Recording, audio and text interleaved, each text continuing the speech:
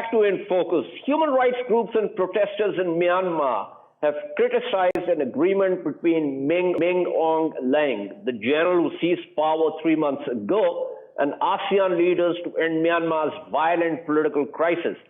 Critics say the deal falls short of restoring democracy and holding the army to account for killing hundreds of civilians. 748 civilians, including children, have been killed since people in Myanmar began resisting the military coup. According to a statement from Brunei, the current ASEAN chair, the consensus was reached on 5 points: ending violence, constructive dialogue among all parties, acceptance of aid, a special ASEAN envoy to facilitate discussions, and a subsequent visit to Myanmar. The statement did not give a timeline, and it did not mention political prisoners. To discuss the deal and the criticism, I'm joined by Simon Billenness, Executive Director, International Campaign for Rohingya, and Director, No Business with Genocide, based in Washington, D.C., and Dr. Maung Zerny, co-founder, Forces of Renewal Southeast Asia, a cross-border network of pro-democracy scholars and activists. Let me begin with Dr. Zerny here. Dr. Zerny, it seems to me, while ASEAN is, of course, trying to somehow figure out or ameliorate what's happening in Myanmar, the fact is that this deal seems to give the junta a pass, and as the critics say, it has no timeline, it does not mention political prisoners, it does not mention restoration of democracy, and it certainly does not mention, holding to account the generals who did the coup d'etat. Yes, you're absolutely right about the points you raised, and no timeline, no accountability, no concrete solution, and I might add, no impact whatsoever. I think there are 2 points that need to be pointed out. One is this Trumpian, all sides, all parties cease violence.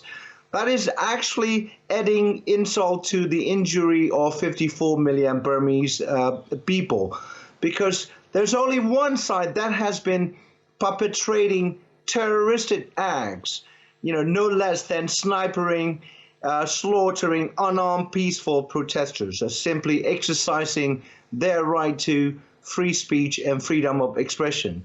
And secondly, it is more than a free pass, in fact. Min Aung Hlaing yesterday, on the 26th of April, briefed his terrorist state administrative council, spinning his trip to Jakarta as essentially a successful legitimation trip. And they issued a statement in the state media today saying that the Myanmar junta will only consider accepting the special envoy to come and quote unquote mediate or help the restore law and order only when the Burmese military deemed suitable and appropriate. And so basically it is a complete slap on the face of the entire ASEAN. And what needs to be happening is ASEAN, the rest of the ASEAN, issuing a statement saying that they are considering to suspend this genocidal mass murderers regime from the ranks. That would have been possibly could have had some salutary impact. But let me pull in Simon Billenness here. Simon Billenness, we have spoken about this, what's happening, the unfortunate events in Myanmar previously also. And I remember that you came up with a rather extensive agenda of how the junta could be pressured into conceding the demands of the protesters.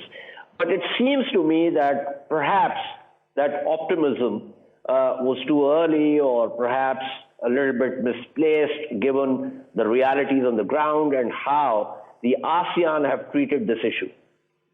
Well, I think Dr. Zerny's pointed out very correctly that ASEAN failed to put any effective pressure on the Myanmar military. And in fact, by inviting Min Aung Hlaing to Jakarta, they legitimized this military coup when they should have been recognizing as a legitimate government of Myanmar the national unity government that's been established.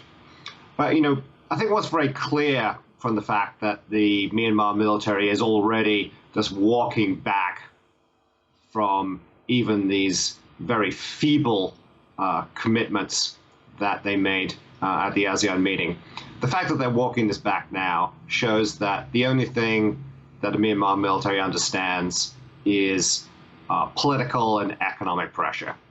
And so, ASEAN needs to address not just recognizing the national unity government and delegitimizing the junta politically. They also need to join with the United States, join with the European Union, join with the UK in cutting off the financial flows that sustain the Myanmar military. And we're talking about the money that the military gets from oil and gas companies, from timber, and from gem sales. Right. I was kind of, struck by these 5 points, especially ending violence and constructive dialogue among all parties, because it doesn't seem to me, even from afar, that the Burmese military is in any mood to have any kind of constructive dialogue with the protesters.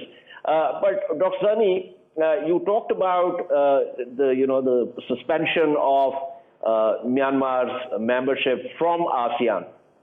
Now, as I said, it would be a great step, but how realistic would it be to think that ASEAN could do that pending restoration of democracy in Myanmar? And I ask this given the rather lame sort of deal that they've worked out, and also, as you said yourself and rightly, that they seem to have legitimized this coup.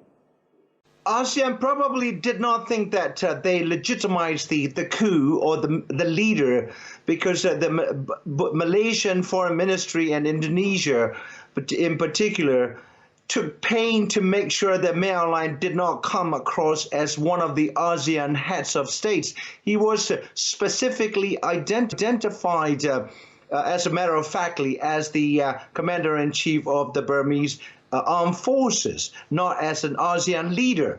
But the Min Aung Hlaing and his public relations team targeting for internal consumption of the armed forces rank and file.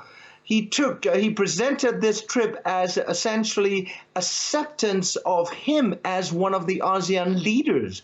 And obviously for any astute observer, this is a twisted act on his part. And ASEAN, how realistic can to expect ASEAN to suspend? I think ASEAN operates on the principle of non-interference in the internal affairs of member states, and there are 10 of them. But I think this summit, despite all the shortcomings and failings, it actually, and in effect, broke that sacrosanct principle, as pointed out by former Malaysian Foreign Minister Tan Sri Albert yesterday in my conversation on Facebook Live. ASEAN held this summit in Jakarta under the Brunei's chair and with the under the auspices of Indonesian President Jokowi's office, and it already broke the principle of non-interference by holding a summit devoted specifically to Myanmar crisis. And so in fact, ASEAN is taking a rather, difficult reputational damage by keeping this murderous regime among its ranks. And so I think that, the next step should be ASEAN should start exploring the possibility of suspending Myanmar seat, or alternatively, no longer engaging with the Myanmar military and recognizing the national unity government that Simon Billenness rightly brought up. And the fact is, this is an extraordinary situation for which ASEAN is completely unprepared to deal with. The situation is as follows. 54 million Burmese people, including the majority Buddhist Burmese, no longer view the National Armed Forces of Burma, known as Tatmadaw, as a protective national defense force. We see them as nothing short of a fascist, terroristic occupational force. So this is the situation that the Burmese people are prepared not to accept under any circumstances, that the young people are training by the thousands to wage armed revolt. As I speak, there are fightings going on in Chin State near India, the Karen and Kachin State, across the borders from China and Thailand. So we have in the middle of Southeast Asia, a Syria-like situation developing, and ASEAN should learn the facts fast and act on its feet.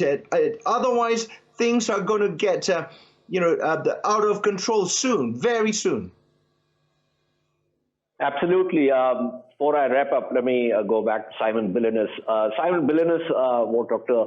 Zarni is saying is something that we perhaps discussed previously on this program, also with reference to some of the rebel groups saying that they will actually jump in the fray on the side of the protesters if the junta does not restore democracy. And now, if, as Dr. Zarni is saying, thousands are training and getting prepared for an armed fight, then we seem to be looking at some kind of civil war. What I'm saying is the intensity is going to get a lot higher, and even in cities and towns, we are looking at a very asymmetrical civil war. One side, the Tatmadaw, fully armed to teeth, and the protesters and communities resorting to homemade weapons and whatever they can come up with. Sorry to jump into Simon's slaughter.